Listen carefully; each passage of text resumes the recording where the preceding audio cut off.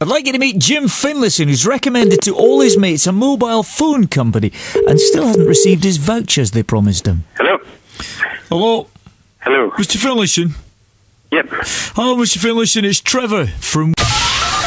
Alright, okay. Mr. Palmer asked me to give you a call regarding the vouchers. Yep. The problem is, Mr. Finlayson, the people that you recommended to us last year, they didn't take out high enough tariffs. Trevor, okay. Right, Trevor, why is it taking this long to get back to me and tell me that all along I wasn't entitled to these? Well, I would quit while you're ahead because small claims courts and lawyers' letters... I don't do quitting. Well, maybe you'd like to take my advice and quit this time, Mr. Finlayson. It's £20 and you're in the wrong. Trevor, can I ask you a question, Trevor? As an outsider, what do you think of the human race? No, there's no need for that, Mr. Finlayson. I phoned you up at the goodness of my heart to talk to you, try and get to the bottom of this. I'm going to persist with this £20. And that's the end of the story. If you're not going to get it, then fine. I'll give you some advice. All right? This will be good. Get out your contract, have a look at it and read the small print. And you'll find that you're in the wrong.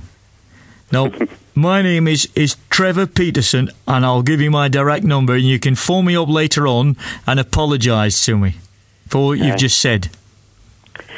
I tell you something, Trevor. See if it says in that contract that I'm not entitled to the vouchers, I'll walk down to Bloody Crew and walk back up for charity. I'm telling you. Anyway, it's a waste of my time bloody having this conversation. There's a perfectly good rail service that will get you to Crewe. I'm taking it to court. A small claims court. I would get yourself some character witnesses because what you've just said to me, I'm writing all this down. A character witness? What food did he eat on your planet? I beg your pardon?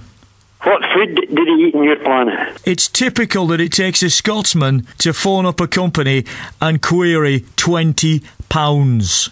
Listen, you English. If you want to safari, I'll get in there and punch your f***ing head in. Two £10 notes is what we're talking about here, Mr. Finlayson. Mr. Palmer won't pay out is because you're in the wrong. Aye, Mr. Palmer's f***ing ass. Because you haven't bothered your backside to read the small print. I don't know what sort of business you work in. Maybe you hand out money willy-nilly, I don't know. No, I don't. But in England, that's not the way we operate. No, is it no? Well, it's just going to give me all the bigger incentive to make sure I get £20 from your English company.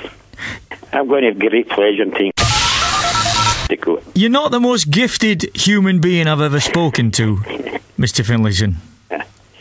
Is that right? You lack grey matter.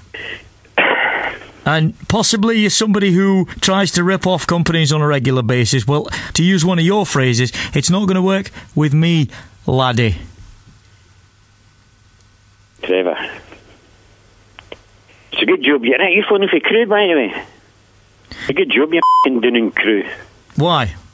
Because if you're handy, you just walk out there and punch your f***ing head in. Typical. I'll be asking for character witnesses from you, Mr. Finlayson. You're going to be appearing in court in person at this small claims court. Oh, yes, I will be inviting a couple of your colleagues along as well.